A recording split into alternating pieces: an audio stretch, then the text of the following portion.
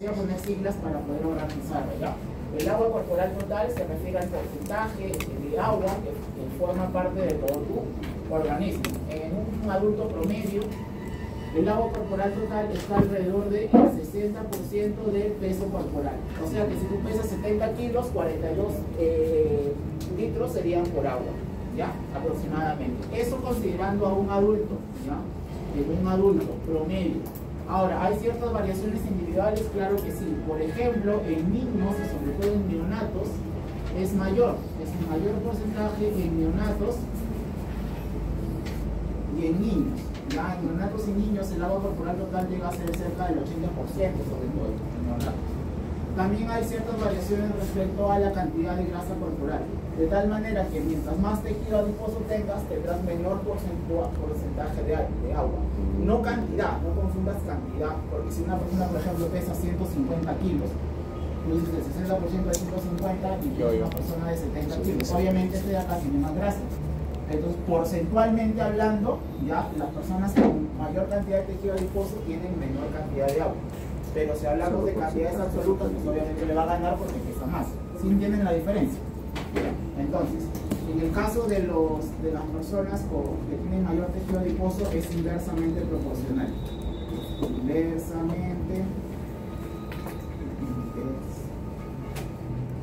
Inversamente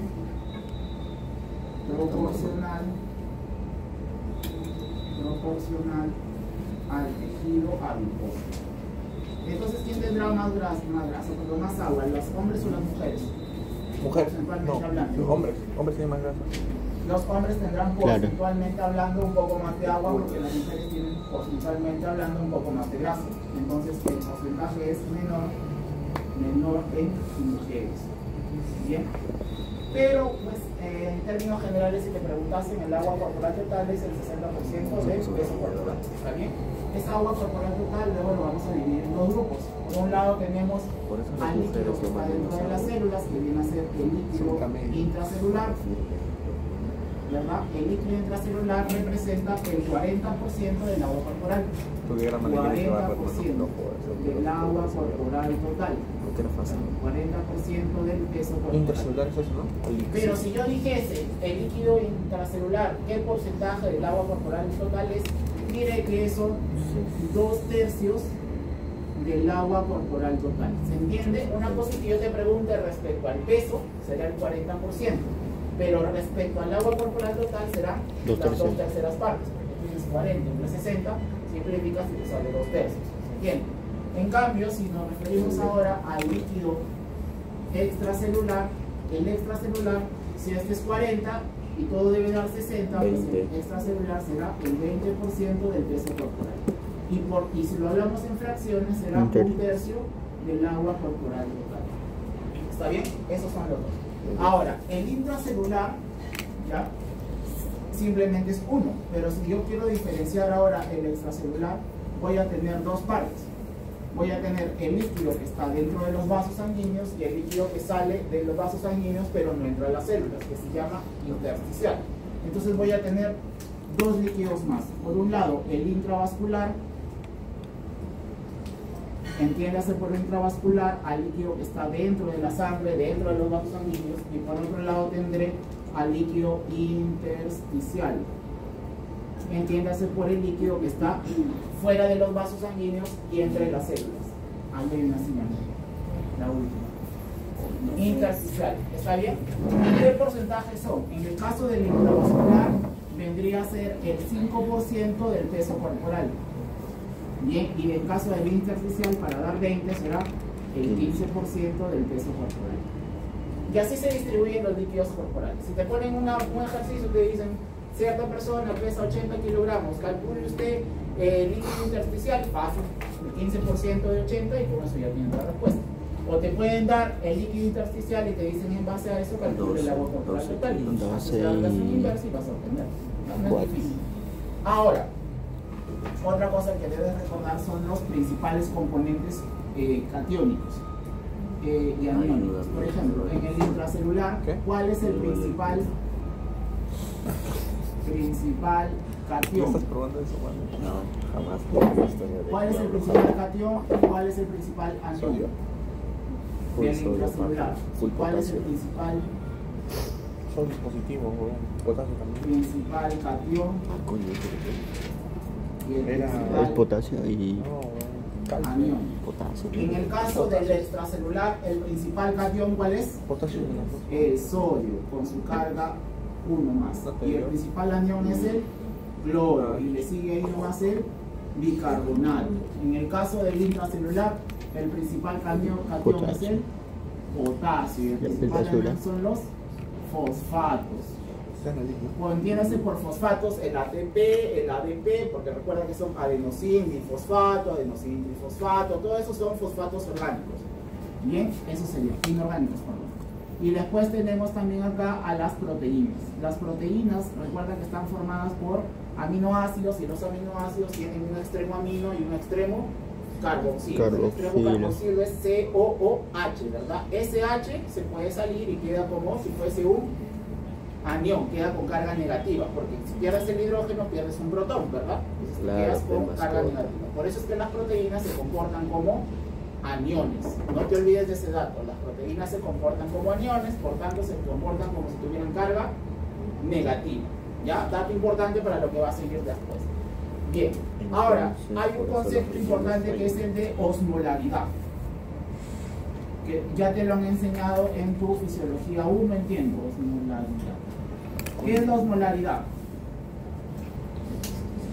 La osmolaridad es la concentración, ¿no?, de solutos osmóticamente activos en una solución, porque no todo soluto tiene capacidad osmótica. Recuerda que la ósmosis es el transporte pasivo por el mediante el cual se mueve un solvente a través de una barrera semipermeable. O sea, supongamos que esto aparece una barrera semipermeable, acá hay agua y allá también hay agua. Ustedes serían los sodios, supongamos. Acá hay una cantidad de sodios. En el otro lado no hay ningún sodio. ¿Hacia dónde se va a mover el agua? ¿Hacia acá o hacia afuera? Hacia acá. ¿Por qué? Porque acá hay mayor concentración de solutos. Entonces, eso es un movimiento de ósmosis. ¿Quién se mueve en la ósmosis? ¿El soluto o el solvente? El solvente. ¿Ya? En la ósmosis se mueve el solvente. ¿Cuál es el principal solvente El agua. del cuerpo humano? El agua. Por eso estamos hablando del agua. Entonces, la osmolaridad es una medida de la concentración de los solutos osmóticamente activos. ¿Cómo se calcula la osmolaridad del plasma? Que es la que nos interesa.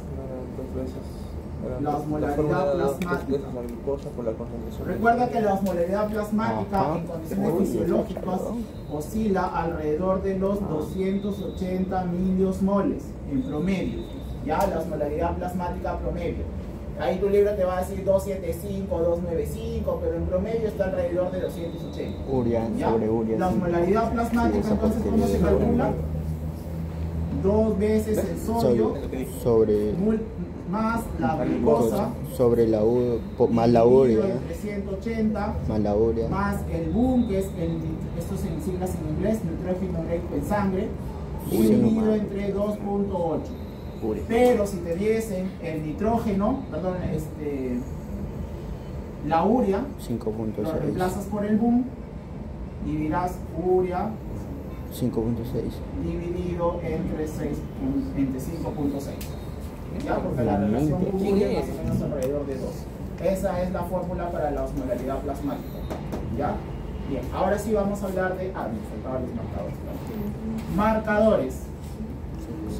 ¿Qué son los marcadores? Pues para los ejercicios es fácil que te digan, mira, ¿sabes qué? Una persona pesa tanto, calcula el agua corporal total. Es fácil, se van a hacer 60% y se acabó. Pero eso es que te doy, que son aproximaciones. Pero si tú quisieras saber realmente cuánto de líquido tienes que hacerlo mediante pruebas de laboratorio. Y para eso se usan unos marcadores. Estos marcadores son sustancias que solamente van a difundir hacia una parte del agua corporal total. ¿Cómo así? Los marcadores más importantes son, si por ejemplo yo quiero medir el agua corporal total, ¿ya? Tengo que usar una sustancia que inyectada a tu cuerpo. Si yo cojo una vena tuya y le inyecto, esa sustancia tenga la capacidad de distribuirse por todo el agua corporal total. O sea, que va, obviamente si lo pongo en tu vena, está entrando al intravascular.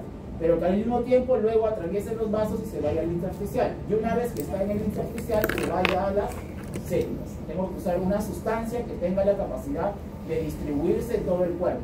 ¿Qué sustancias tienen esa capacidad sin que sean nocivas? Por ejemplo, usamos como marcador para el agua corporal total el óxido de deuterio, que vendría a ser el agua pesada. Yodo, ¿no?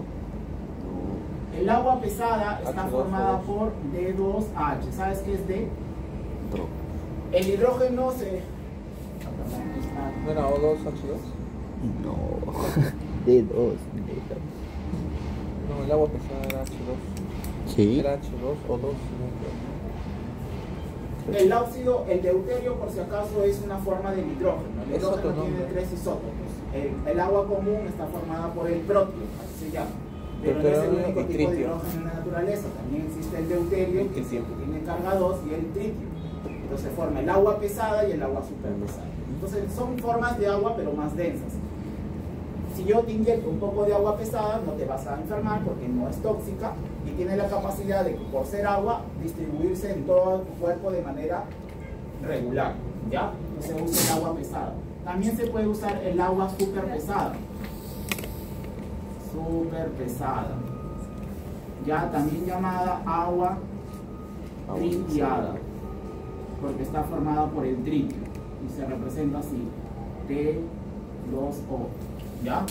Tritia. Ahora, si yo quisiera medir, por ejemplo, el líquido extracelular, debo usar una sustancia que tenga la capacidad de distribuirse por el líquido extracelular, pero que no ingrese a las células.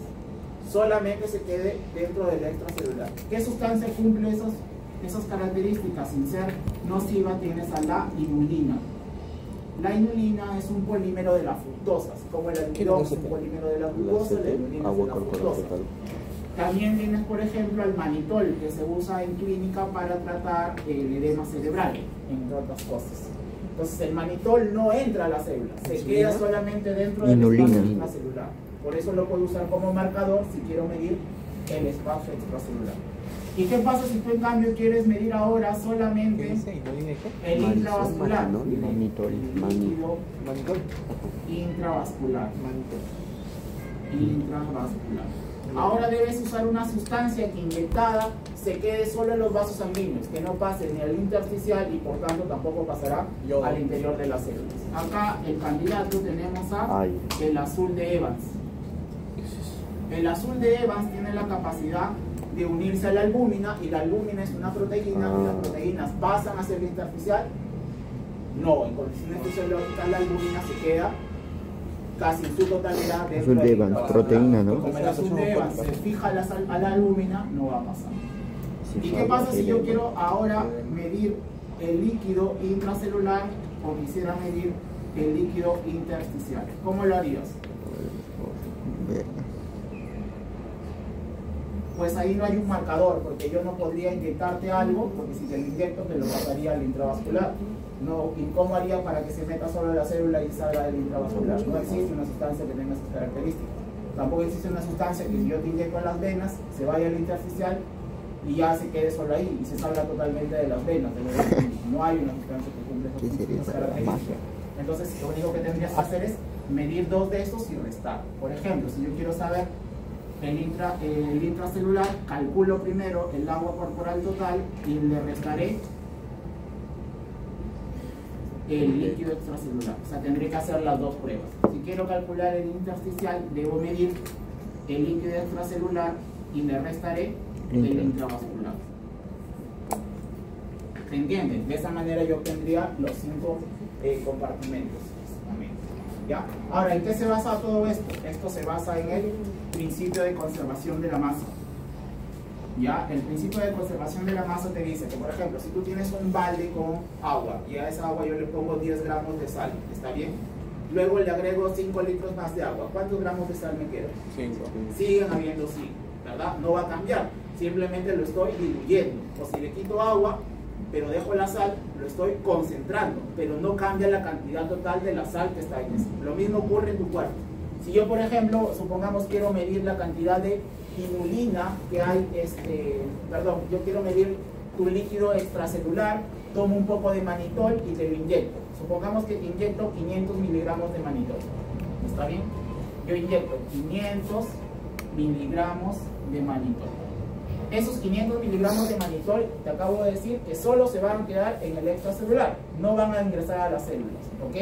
¿Qué pasa luego? Espero un par de horas y ahora mido tu concentración, mido la concentración de manitol que hay en tu sangre y obtengo un resultado, por ejemplo, de 3 miligramos por decilitro de manitol tienes en la sangre. ¿Los 500 miligramos siguen en tu cuerpo? Sí. Si el ejercicio te dice que nada se ha botado por el riñón, tú asumes que los 500 miligramos siguen ahí. Entonces ahí aplicas algo que te enseñaron en el colegio, que te torturaban en química, que te decían el volumen 1 por la concentración 1 es igual al volumen 2 por la concentración 2. ¿Alguien se acuerda de eso? En bioquímica, Más o menos, ya. Entonces, ¿qué pasa si yo multiplico entonces volumen 2 por concentración 2? ¿Qué pasa si multiplicas un volumen por una concentración? ¿Qué vas a obtener? La molaridad.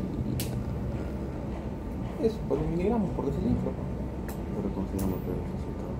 Ya, vamos a ver. Para empezar, yo te he inyectado 500 miligramos y estoy diciendo que la concentración final es de 3 miligramos. ¿Qué es lo que estoy tratando de calcular? El líquido que ha disuelto estos 500 miligramos para que ahora, medido en concentración, solamente te salga 3. Entonces lo que vas a hacer es reacomodar la fórmula y vas a decir lo siguiente, que el volumen en este caso de agua, ¿ya?, va a ser igual a la cantidad, porque una cantidad se obtiene de multiplicar justamente un volumen por su concentración. Si tú conoces el volumen de un solvente y aparte conoces la concentración, puedes obtener la cantidad que hay de ese solvente. Por ejemplo, si yo dijera, en una solución X hay 2 gramos por litro, ¿ok? Y en el balde he puesto 5 litros. ¿Cuánto de soluto hay? ¿Cómo lo harías? Si yo te digo que la concentración es 2 gramos por litro y en total hay 5 litros, y ahora te pregunto, ¿cuántos gramos de esa sustancia hay? ¿Cuánto habría? 10, ¿no? Porque ¿qué has hecho? Multiplicar la concentración por el volumen total. Entonces, una concentración por un volumen me va a dar cantidad. Por eso es que esta fórmula yo lo puedo representar así. Un volumen por una cantidad me va a dar, perdón, un volumen por una concentración me va a dar una cantidad. Y luego lo divido entre yo lo que estoy buscando es volumen, lo divido entre una concentración. De tal manera que para el ejemplo que te he dado me va a quedar volumen de líquido extracelular, porque estoy tratando con manitol, va a ser 500 miligramos dividido entre 3 miligramos por decilitro. Miligramo con miligramo se va, 500 entre 3 es más o menos 166, ¿no? Pero como está en decilitros, sale así, tienes que pasarlo a litros, o sea, me va a salir 16.6 litros, ¿no? Porque recuerda, decilitro, 10 decilitros hacen 1 litro, ¿no? Entonces quedaría así. Y ahí obtendré el líquido extracelular. ¿Ya? Entonces, ¿cuál es la fórmula para poder calcular? En definitiva, la fórmula será el volumen es igual a la cantidad de la sustancia que te mencionen dividido entre la concentración alcanzada por esa sustancia. Y ya está, eso es lo único que tienes que hacer. ¿Ya? Pero la explicación es así como te acabo de decir. Bien, ahora sí ya vamos a hablar del sistema renal. La fisiología renal tiene muchas complejidades y eso está en relación a sus funciones. Entonces vamos a enumerar primero sus funciones. 1. Regula la concentración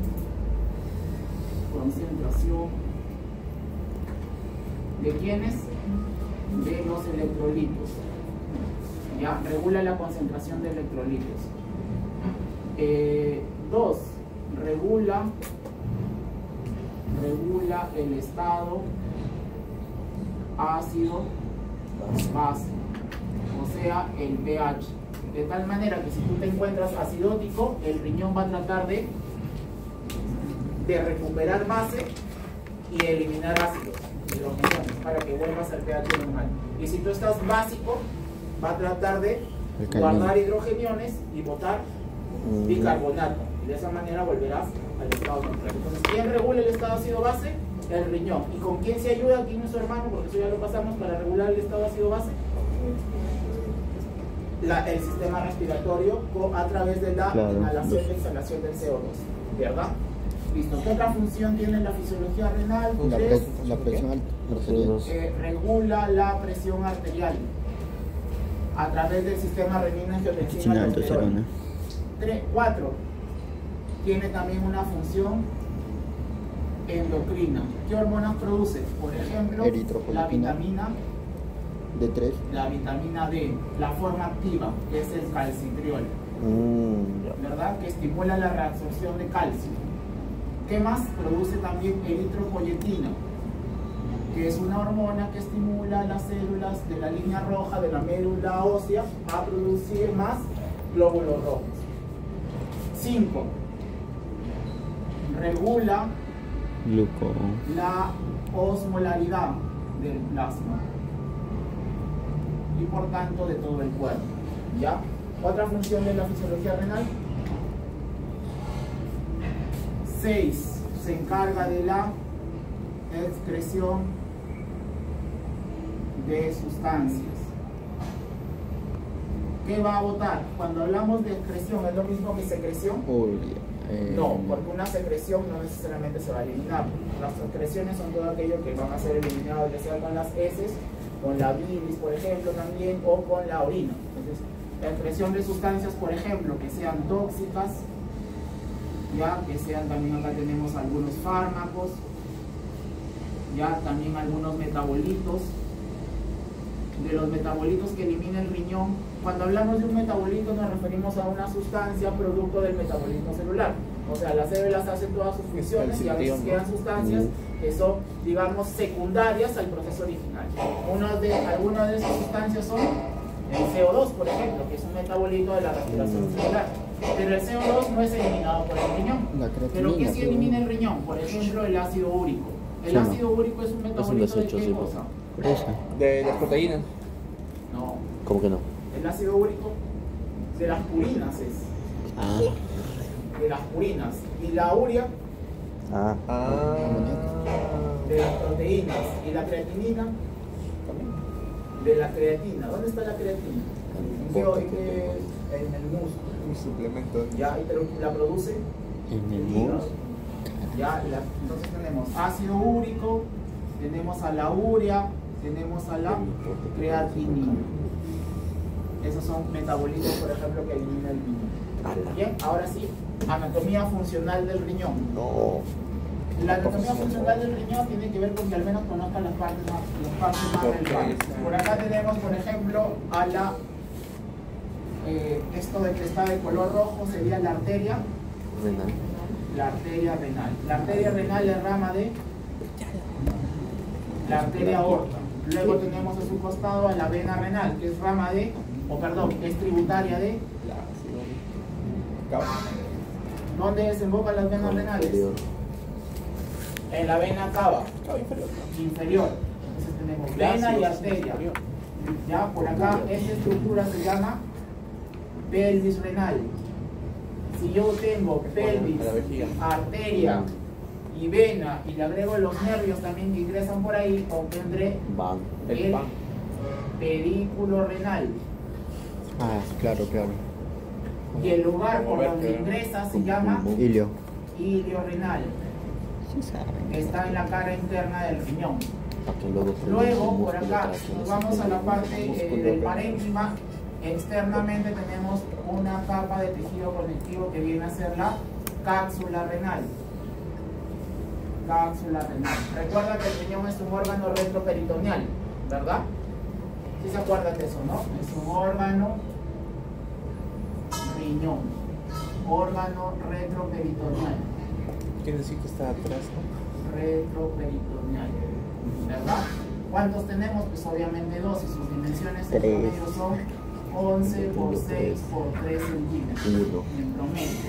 No, acuérdate que el derecho está un poco más pero abajo. se puede vivir con uno, ¿sí?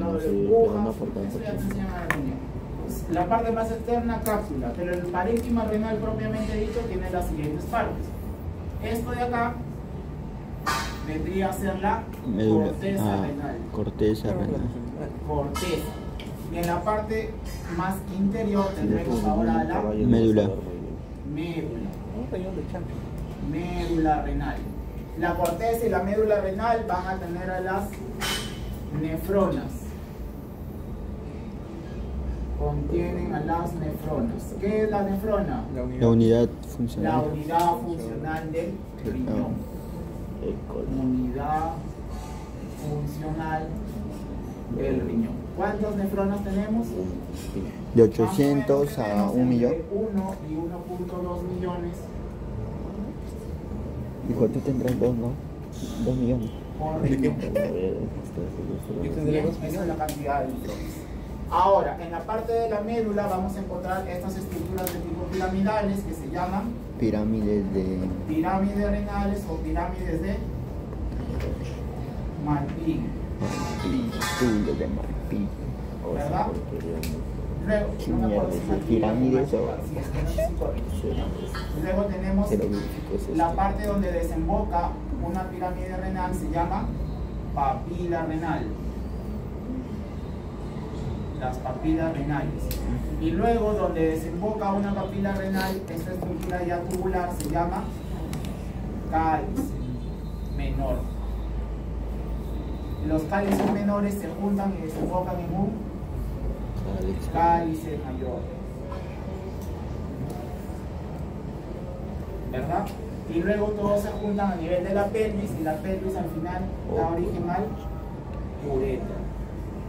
Y el uréter sigue y termina en la vejiga. Entonces ahí tenemos la anatomía funcional del riñón, que ahora vamos a pasar a hablar de la nefrona. Si yo quisiera hablar solamente de la nefrona, no alcanzo hasta allá, ya, lo voy a poner por aquí. Si yo quisiera hablar solamente de la nefrona, ya dijimos que es la unidad funcional del riñón. Esta nefrona va a estar formada por un corpúsculo, que también se llaman de Malpighi, corpúsculo. El corpúsculo es esta estructura que he dibujado acá de forma esférica, ya que va a tener dos partes. La esfera en sí misma se llama cápsula de Bowman y la parte interna donde están los capilares se llama glomérulo. Entonces el corpúsculo está formado por la cápsula de Bowman, Más el la glomérulo. cápsula de Bowman más el glomérulo o capilares glomerulares. Y al corpúsculo le debo agregar ahora la porción tubular de la nefrona. Porción tubular. ¿Quiénes forman la porción tubular de la nefrona? En orden. 1. El túbulo contorneado proximal. Luego le sigue el asa de Henle. Y al final tenemos al túbulo contorneado distal. ¿Quién falta? El túbulo colector. El túbulo colector no forma parte de la nefrona. Túbulo colector, en algunos libros de fisiología lo simplifican y no te ponen ese dato o lo omiten, ¿ya? Pero el túbulo colector estrictamente no es parte de la nefrona. Y ahora, en ese te digo por qué. No es parte de la nefrona. ¿Ya? Entonces una nefrona tiene un corpúsculo y su porción tubular que va desde el proximal hasta el distal. Y por acá vamos a tener a la nefrona. Entonces, esta estructura esférica vendrá a ser la cápsula de Bowman. La cápsula de Bowman tiene dos hojas. La más externa vendrá a ser la hoja parietal o capa parietal ¿qué le pongo siglas ya? De la cápsula de Bowman, que es esta de acá. Pero también esa hoja parietal se dobla en sí misma y va a cubrir ahora a los capilares y va a formar la hoja o capa visceral. ¿De qué? De la cápsula de Bowman. Entonces, como te das cuenta, hay un espacio entre los dos, ¿no? Tienes la parietal y tienes la visceral y entre los dos hay un espacio. Ya ese espacio, pues obviamente se le va a llamar espacio de Bowman. ¿Qué cosa, Bowman? El espacio de Bowman. ¿Ya? El espacio de Bowman. Este es la Por otro lado, ¿cuál es el otro componente del corpúsculo? El glomérulo. El glomérulo nace de una arteriola aferente. La arteriola aferente. Por la arteriola aferente es que la sangre ingresa. por acá viene la sangre. Sigue hacia acá y luego sale por acá. Ese es el circuito de la sangre. Y por donde sale se va a llamar arteriola eferente. Arteriola eferente. Bien, entonces, el corpúsculo, recapitulando, tiene su cápsula de Bowman con sus dos capas, externa e interna, y entre los dos un espacio de Bowman. Y aparte tiene al glomérulo. El glomérulo está entre dos arteriolas, una aferente, que es por donde entra la sangre, y una eferente, que es por donde sale. En el medio, entonces, por acá tenemos a los capilares glomerulares. Capilares glomerulares. Bien, que es son los que van a formar el ultrafiltrado. Entonces, por la arteriola aferente llega la sangre. La sangre ingresa a un capilar. ¿Qué ocurre en un capilar? ¿Para qué sirven los capilares? Para el intercambio de sustancias. También para la absorción. Recuerda que podía haber filtración cuando salía el líquido, o también podía haber reabsorción cuando el líquido ingresaba. En el caso de los capilares renales, pues son capilares de tipo fenestrados y sirven para que el líquido pueda ser filtrado. Entonces, este líquido que luego va a pasar desde los capilares glomerulares hacia el espacio de Bowman, este líquido de acá, ya se le va a llamar ultrafiltrado. Contiene ultrafiltrado. ¿Es orina? No es orina todavía. Ya, por acá llegó la sangre, y la sangre, ¿cuál es la parte líquida de la sangre? El plasma. El plasma es el que es filtrado. El plasma se filtra y todo el líquido del plasma que llega acá, que más o menos es el 20% del plasma, ya supongamos que entra un litro de plasma en un minuto, de ese litro de plasma, 200 mililitros pasan a ser parte del ultrafiltrado, porque el promedio del ultrafiltrado es 20%. Entonces, ese 20% formará el líquido ultrafiltrado, que todavía no es orina, porque ese ultrafiltrado ahora debe pasar por la porción tubular. Bien, la porción tubular entonces tiene los túbulos contorneados. El primer túbulo contorneado por el que sale es el túbulo contorneado proximal. El túbulo contorneado proximal. El túbulo contorneado proximal, ¿qué tipo de epitelio tiene? Epitelio simple cúbico, pero tiene ribete en cepillo. ¿Para qué sirve el ribete en cepillo? Absorción. Para incrementar el área o la superficie de absorción.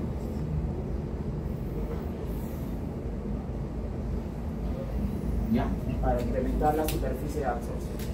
Una vez, como se llama contorneos, porque se hace, se contornea, se da algunas vueltas, y luego va a formar al alto. ¿Cómo se llama esta otra estructura de acá? El asa de Henle. Asa de Henle. ¿Qué tipo de epitelio tiene el asa de Henle? Epitelio simple cúbico. Sin ribete en cepillo. Luego el asa de Henle tiene dos porciones. La porción descendente. Y ascendente.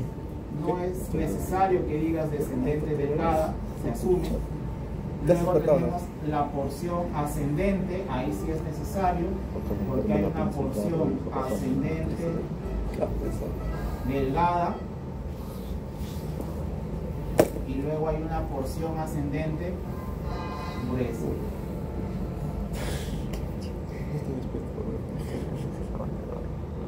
La porción ascendente gruesa termina en el límite con el túbulo contorneado distal. Entre la porción ascendente gruesa del asa de Henle y el túbulo contorneado distal hay unas células especializadas que están justo en contacto con las arteriolas. Importante recordarlo por ahora. Esta estructura que está en el límite y está en contacto con las arteriolas se le denomina mácula densa. Mácula densa. ¿Ya? Por ahora solamente el nombre. Pero recordar que está entre la porción ascendente gruesa y el túbulo contorneado distal. Son unas células especializadas que anatómicamente justo están en contacto con las arteriolas aferente y eferente. Y de hecho te lo van a poner en tu examen de histología, porque al menos en varias universidades te ponen ahí un glomérulo y te señalan al costado de las arteriolas. ¿Qué es eso? Ya esa es la mácula densa. Luego, Dios lo escuche. después de los túbulos contorneados, ya acabamos la nefrona y pasamos a los túbulos colectores. Túbulo colector. ¿Por qué los túbulos colectores no forman parte de la nefrona? Porque los túbulos colectores se juntan entre ellos y vienen de distintas nefronas. Por ejemplo, este de acá le corresponde o drena esta nefrona, pero por acá hay otro y drena de otra nefrona y este de otra nefrona. Entonces los túbulos colectores ya son los lugares o los túbulos donde van a desembocar múltiples nefronas. Por tanto, no forman parte de una nefrona en particular, sino que es el lugar donde desembocan varias nefronas de esa zona anatómica. ¿Ya? A medida que los túbulos colectores se van juntando, al final los más gruesos ya se les llama conductos colectores. Conductos colectores. Bien, conductos colectores. Estos túbulos colectores, ¿qué tipo de epitelio tienen? Cúbico. Y a medida que van creciendo se vuelve cilíndrico. Bien, cúbico y luego cilíndrico. Por acá, la arteriola eferente. La arteriola eferente ¿se va a quedar ahí? No, porque la sangre que sale por acá pues eventualmente tiene que regresar al corazón, ¿no? Ese principio lo hemos aprendido en el sistema circulatorio. Toda sangre que llega a un órgano eventualmente tiene que salir por una vena y regresar al corazón. Ya, entonces la arteriola eferente ya salió del glomérulo. Ahora, ¿qué función va a tener? ¿Ya se regresa al corazón directamente? No, la arteriola eferente continúa su camino, ¿ya? Continúa su camino y va a formar dos estructuras. Va a formar vasos rectos o va a formar capilares Peritubulares. Peritubulares. Los capilares peritubulares sirven para que haya absorción, mejor dicho, reabsorción y o secreción. ¿Cómo así? Acá tienes que aprender un principio. Todo lo que sea en exceso, el riñón lo trata de botar. Todo lo que tenga en defecto, tu cuerpo lo trata de conservar. Todo aquello que sirve para tu cuerpo, lo trata de conservar. Todo aquello que es dañino para tu cuerpo, lo trata de desechar. Basándose en ese principio. La glucosa, ¿es buena para tu cuerpo? Sí. Claro. Entonces, ¿qué trata de hacer el riñón? De reabsorberla. Entonces, cuando viene por acá la sangre, se filtra una parte del plasma. ¿Qué porcentaje aproximado? 20%. Una vez que ese plasma ya está acá, se va a llamar ultrafiltrado. Este ultrafiltrado avanza por todo el sistema tubular y va a pasar por dos procesos, de reabsorción o de secreción. ¿Qué se va a reabsorber? Aquellas sustancias que sirvan o aquellas sustancias que estén en déficit. Si por ejemplo estás en acidosis, tienes exceso de hidrogeniones y tienes déficit probable de bicarbonato. Entonces, ¿qué va a hacer el aparato tubular? Va a reabsorber bicarbonato y va a secretar hidrogeniones. La glucosa llega por acá, se filtró. La glucosa es tan pequeña que puede atravesar esta barrera y toda la glucosa viene por acá. Como la glucosa la usas para producir energía, se tiene que reabsorber. O sea, reabsorbe el 100% de la glucosa. A menos que tu glucosa en sangre esté por arriba de 180 o 200. En ese caso, ya no se basta el aparato tubular y sale con la orina. ¿Eso ocurriría en qué enfermedad? En la diabetes. Pero eso es porque ya tienes exceso de glucosa en tu sangre. No se da abasto, se pierde un poco. ¿Está bien?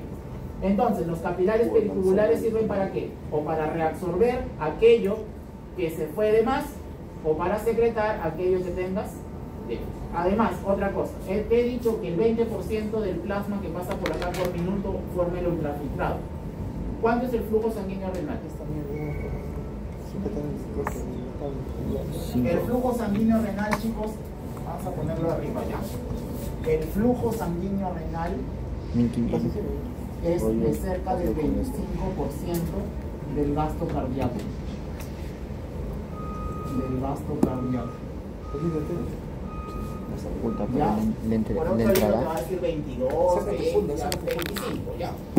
25% del gasto cardíaco es el flujo sanguíneo renal.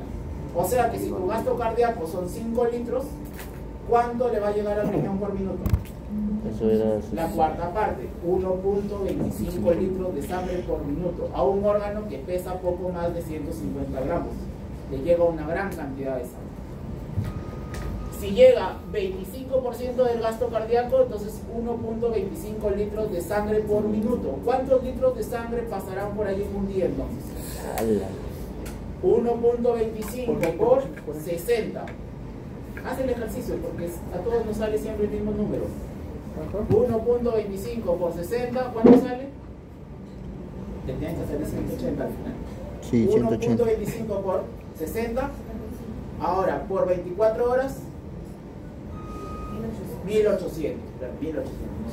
Significa que tus riñones en un día filtran 1800 litros de sangre. En un día. Ahora, eso es lo que van a filtrar.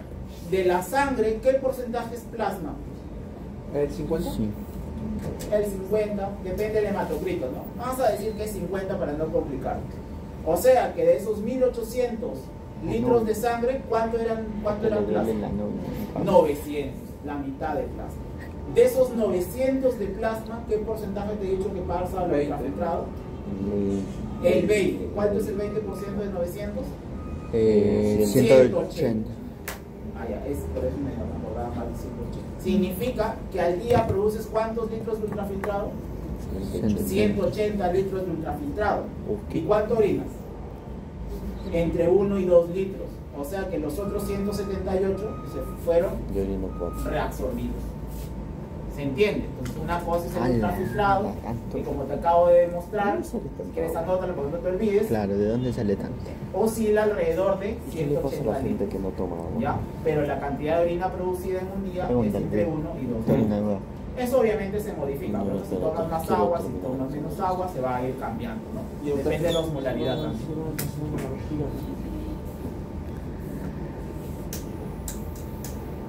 Ya, ¿hasta ahí han entendido o los más cachados?